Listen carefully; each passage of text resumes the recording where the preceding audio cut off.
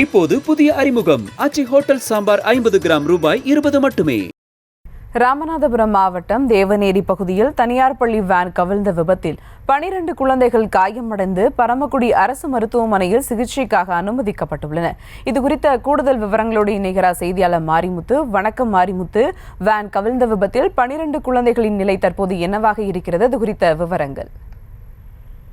நிச்சயமாக ராமநாதபுரம் மாவட்டம் பரமக்குடி அருகே பாத்தினூரில் பின்சன் என்கிற தனியார் பள்ளி செயல்பட்டு வருகிறது. இந்த பள்ளியில் சுமார் 150 மக்கள் படித்து வருகின்றனர். பள்ளிக்கு சொந்தமான பேருந்து குழந்தைகளை ஏற்றிக்கொண்டு கமுதி பாத்தினூர் தேசிய நெடுஞ்சாலையில் தேவநீதி என்கிற இடத்தில் சென்று கொண்டிருந்த பொழுது அப்பொழுது பேருந்து முன்னால் தூக்கில் குறுக்கே வந்தால் பள்ளி பேருந்து ஓட்டுநர் பிரேக் பிடித்துள்ளார். இதனால் கட்டுப்பாட்டை இழந்த பேருந்து சாலை ஓரமாக இருந்த பள்ளத்தில் கவிழ்ந்து விபத்துக்குள்ளானது.